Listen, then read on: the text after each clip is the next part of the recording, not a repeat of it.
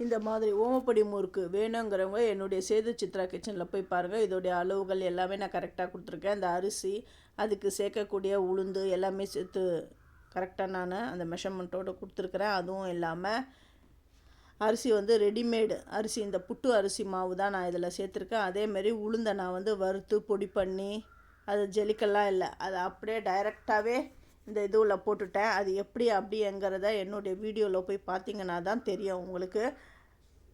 First என்னுடைய வீடியோவை போய் பார்க்குறவங்க சப்ஸ்கிரைப் பண்ணலைன்னா சப்ஸ்கிரைப் பண்ணுங்கள், ஆல் என்ற ஆப்ஷனை தொடுங்க. அப்போ தான் நான் போகிற ஒரு வீடியோவுடைய நோட்டிஃபிகேஷனும் உங்களுக்கு காட்டும், உங்களுக்கும் யூஸ்ஃபுல்லாக இருக்கும்.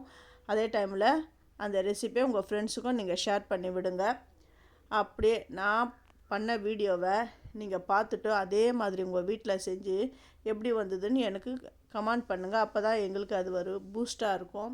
அடுத்த ரெசிபி போடுறதுக்கு கொஞ்சம் உற்சாகமாகவும் இருக்கும். இது ரொம்ப ஈஸியாக செஞ்சிடலாம், பிகினர்ஸ் கூட செஞ்சிடலாம்.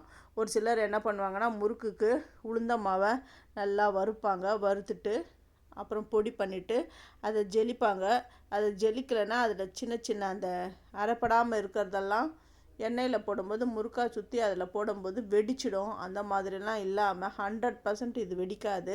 அதுவும் இல்லாமல் இதை வந்து வறுக்கவும் தேவையில்லை, ஜெலிக்கவும் தேவையில்லை. அழகாக இதை வந்து நல்லா வேக வச்சு எப்படி போடுறது அப்படிங்கிறதையும் நான் சொல்லியிருக்கேன்.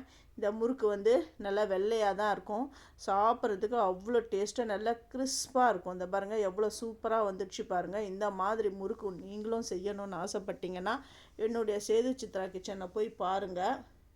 அதில் வந்து பலவிதமான முறுக்கெல்லாம் நான் பண்ணியிருக்கேன். கை முறுக்குலேருந்து ட்ரெடிஷ்னல் முறுக்கு எப்படி பண்ணுறது, அதுக்கான மாவுலாம் எப்படி வந்து ப்ரிப்பேர் பண்ணுறது, கை முறுக்குக்கு மாவை எப்படி பிசையணும், அந்த கையில் எப்படி ட்விஸ்ட் பண்ணணும் அப்படின்னு சொல்லிட்டு பிகினர்ஸ் கூட செய்கிற அளவுக்கு நான் வந்து சொல்லி கொடுத்துருக்கேன்.